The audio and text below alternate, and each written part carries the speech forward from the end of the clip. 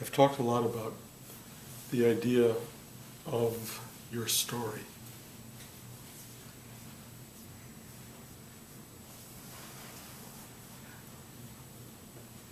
And what I'm beginning to sense,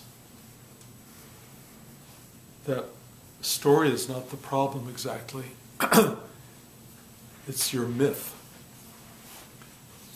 That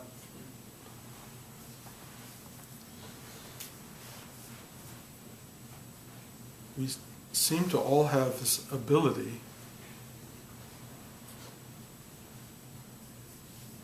to self-aggrandize to the point of, come in, to the point of mythologizing ourselves.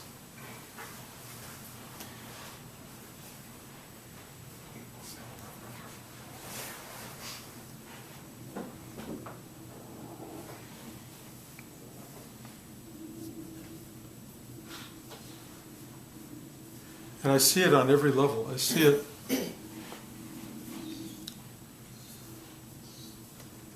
with victims who make themselves the most victimized of victims, whose life stories are so profoundly awful that they couldn't become more awful, and yet they do. And somehow there is an enormous heroism in their suffering. Someone actually sent me an email this morning about why they couldn't come to class, because their story had just gotten more awful than ever. And I will grant that their story got pretty awful. But that's a reason not to come to meditation seems to me to be the wrong choice. On the other hand, let's say we come to meditation for 20 years. And during that process, we somehow manage to retell our story. And we get over the dark side of the story, the suffering side. Let's say we get past what our parents did to us or didn't do to us, or what our teachers told us or didn't tell us. Let's suppose we actually get to the point where we become kind to ourselves, where we start to like ourselves, maybe even love ourselves. Let's say we get to the point where the story gets really good. We find love, we have amazing children, incredible careers, travel the world. We become recognized, celebrated. And those people who do meditation can go, look what I got from meditation. It paid off. I got everything I wanted in life. I'm a really, truly wonderful, loving, big-hearted, special person. I'm a spiritual person. I really empathize with suffering. I support everyone in the world who's trying to make life better. And you create what you can call a cherished version of yourself.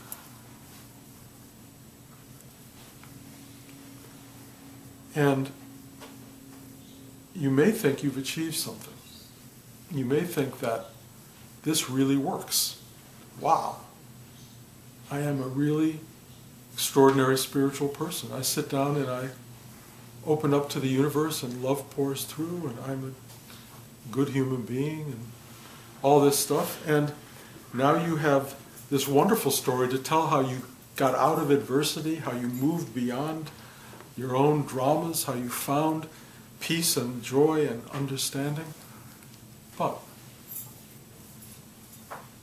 there's a problem in all this. And the problem is you replaced one story with another story. And perhaps a story that's now so enticing that you really don't want to let go of it. This is the story. You got there. You are living the human dream, or the American dream. And the sense of self-celebration can be quite profound.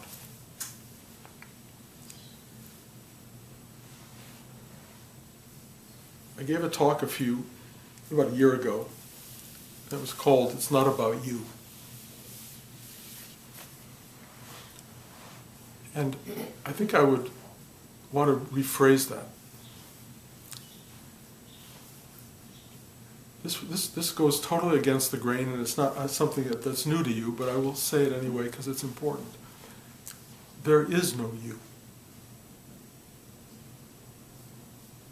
Period. And none of you believe me, really, because you're all here trying to make a better you. You're all here trying to make this sweet, beautiful, loving, joyous, compassionate person, as though that will be the goal of this practice, or of meditation in general. And so when you hear the words, "there is no you," it doesn't compute. I mean, what's he talking about? Of course there's a me, There's a body, there's a mind, there's a heart, there's the actions that I've made in the world, there's the world I've built, and there's the myth. The myth, not the story, the myth of me. How could there not be a me? And I totally get that. I totally get it.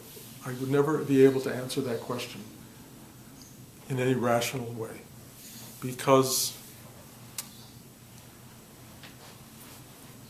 there's no way for the self, the person you think you are, to in any way imagine that you are not central to, primary to, this life that you're living.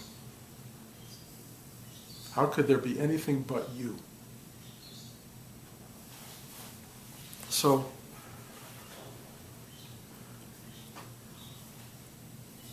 for me, it's very frustrating, because I'm not here to create a better you.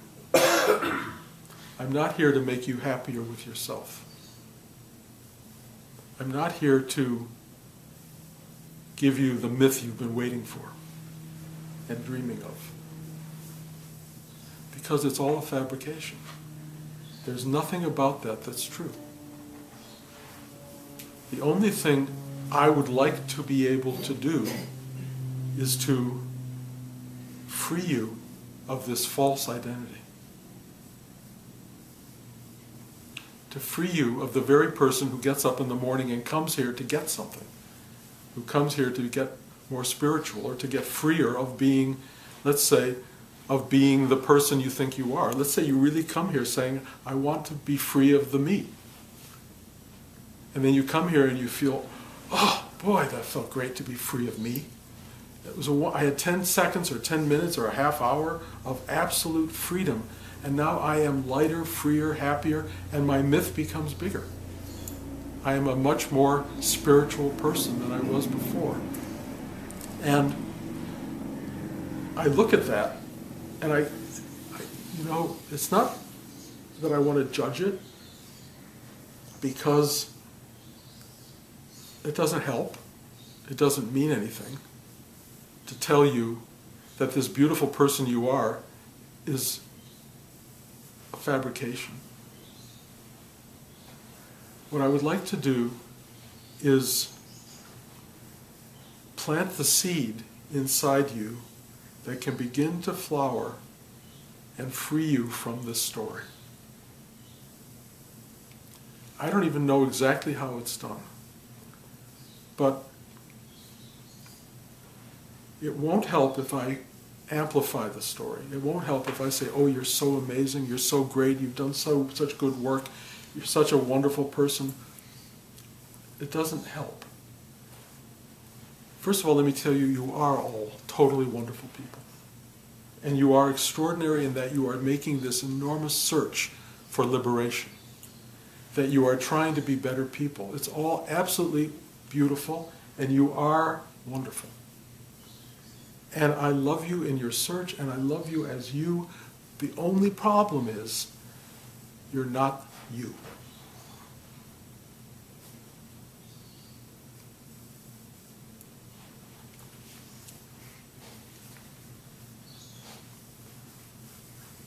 How to make that make sense? To put it in the simplest terms, I watch my grandson, who is not yet a you. He's just a being. He's just a being. And he loves being. He explores, he runs into things, he touches, he grunts, he grabs, he looks, he experiences. He loves being. He loves it.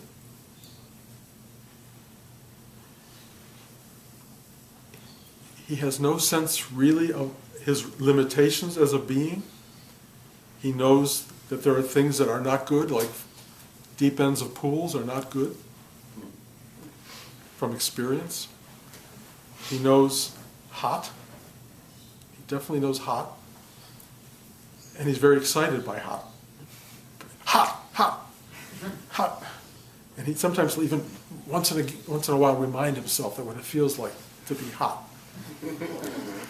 And he's beginning to put that into the system, but it is not yet a person. But it's forming. Because I get to watch his sister, who's 4.5, he's only 1.5. And the formation has already begun. And it is hard to watch, because she is now Talia. Talia Sky Rubin. And I live at it. She knows her address. And she knows where she's located in the world. She knows foods now that she doesn't like. She used to like everything. Now, nope. What she really likes is sugar. She loves sugar in any form at all. She craves sugar, and she gets angry if it's denied her. She can't have it. And then she strikes out. She's starting to realize that not having is a defining element. So her friend had a wetsuit when we went into the water, and she didn't have a wetsuit. And she lay down on the beach screaming and crying because she didn't have a wetsuit. And this I don't have became a huge part of this evolving identity. Not what I have, what I don't have. What I'm not is already an identity. And this thing is forming, and it's getting stronger and stronger. And I keep trying to find my way back into, weaving my way back into the being, and not the doer. Not the haver or the not haver. Just the being. And every so often I get there. And we lie together in bed, and I'll read her a book, and she gives me a hug, and I give her a hug, and boom, we're just there. We're just there, and it's beautiful. But that access point is getting harder and harder. And I'm going to have to let it go, because I know what it's like in the world as we become someone. And becoming someone is when you start to go, it's about me. I like that, I don't like that. I want this, I don't want that. That's the constructing element. And then there's reaction to something, saying, that makes me sad. That's too hard. That's what I want. I want that. All these things start to come in, and you have what's called reaction. You react to the thing rather than be the thing. You start to construct this person that you are. And it's brick by brick, mortar by mortar. You're building who you are. And then you find that this thing is separate from everything else. Separate from your friends. And you start to see that when you have friends, that they have skills and things you want and don't have, or you don't like certain of their behaviors, and there's certain things that rub you the wrong way. And she's already, Talia, in the gossip mode. The kids and girls are gossiping with each other at 4.5. I thought that was when you were 7, but it's all, everything's kind of speeded up, it feels like. And I'm watching the personality get really strong and formed, and and in a way cherished. This is who I am. And the story is beginning. It's really beginning. And that story is going to become very, very evolved and very intense. And at some point, she will have absolute 100% belief in that story. And then we discover the core of the Buddhist teaching that life is suffering. And that the story causes suffering. That things hurt. We feel things. We don't like certain things. Certain things feel way too big, too emotionally overpowering. And this stuff starts to really emerge in us. We begin to go, I can't do that. I don't want that feeling. And you block something up deeply inside you, and you lock it away. And you start to cut parts of you out of your story. You start to say, I'm not going to be that. I'm not that person. And you start to get really rigid in a way in terms of your definition of self. And that becomes really, really painful for everybody. For everybody. And of course, then life comes at you. Life is not all flow. There's a lot of what you call obstruction in life. You know, you can't have everything. If you fall downstairs, it hurts. If you are denied the thing you love, or if the thing you love leaves you. This happens in life. Hurricanes come, tornadoes. Everything can happen. And they define your journey, they define your story, and you start to buy into all of that stuff in a very, very big way. And early on, from very early on, you are not happy. And then moments of happiness come and you try to go, what was that and how do I get happy again? Is it sugar? Is it somebody saying they love me or they like me or telling me I'm beautiful or handsome? Or what is the thing that makes you feel good about yourself and the stuff that makes you feel bad about yourself? And you're really doing this endless dance. It's a really very, very difficult dance.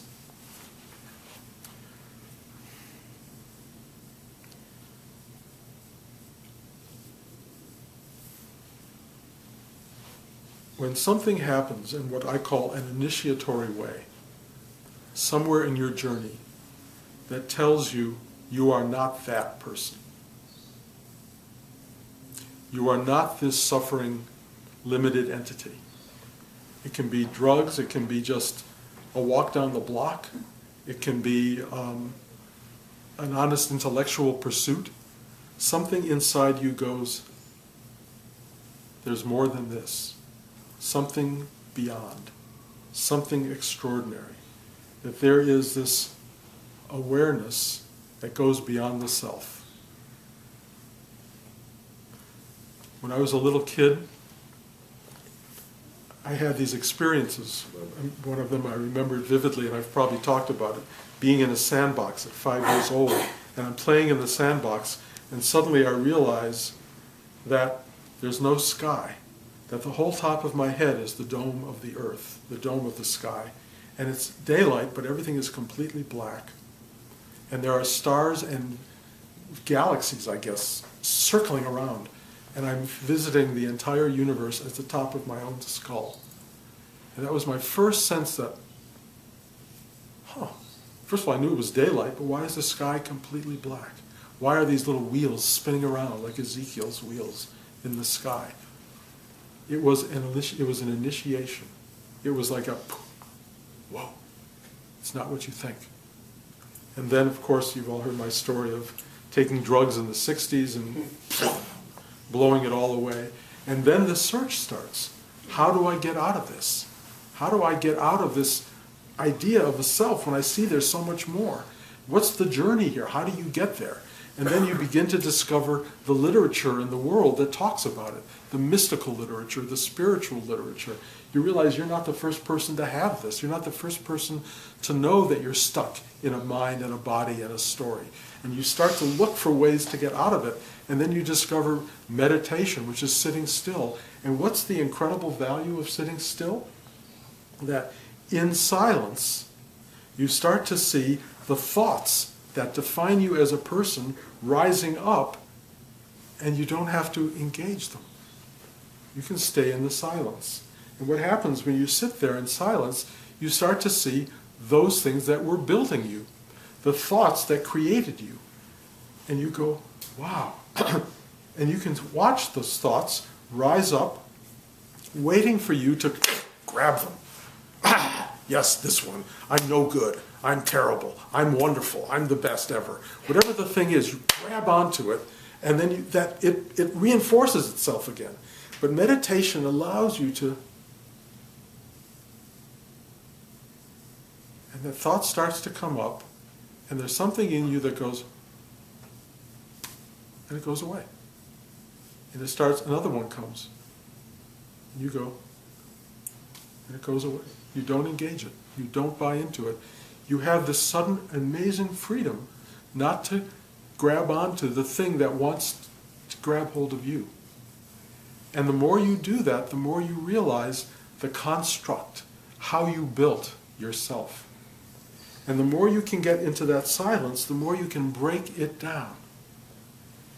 However, there's always a certain thought or a pattern of thought that comes into that silence that has your number. It knows you. And it comes in, and it's the one that grabs you. It's the one that grabs you. It can be passion, sexual desire. It can be some key moment of loss in your life. It can be the one thing that's the most embarrassing thing ever. The one element of shame, whatever that thing is, it comes in and there's no way to just go. That one owns you.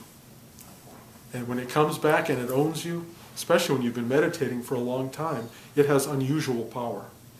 Because here you are, a quiet, simple, open entity who can't get rid of certain really potent, substantial, foundational aspects of your being. So you have to meditate harder. You have to go deeper. You have to go really, really deep and just go no to all of that. And you start to quietly dismantle this person that you are. But, and I keep finding this over and over and over, the person who's dismantling it starts to create this new identity of the dismantler. I have become, I have found a way to be free, and above all of this stuff, I am the best meditator in the world. I am now a teacher. I can now tell the world about all of this stuff. You become just as trapped in the new identity as the one you've dismantled. And if you're lucky, what happens is you start to get so pained by this new identity and so unable to figure out a way to break out of it that you suddenly go, I can't do this. I don't know what to do. I give up. I give up.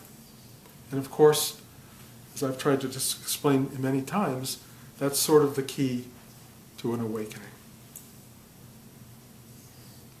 Where you just stop creating story. Where you stop being any one. The person you have been no longer serves you, and you realize that it never was what it appeared to be. It was something you created, and that's something that can then just fall away. And when it falls away, what's left? Well, it's really interesting. This is still left. What is this? Well, you call it a body, right? This is the body. These are my eyes, ears, nose, mouth, physical body. Let me give it another name. Consciousness. This is the feeling thing. This is the seeing thing. This is the hearing thing. This is the smelling thing, the tasting thing. It's just consciousness.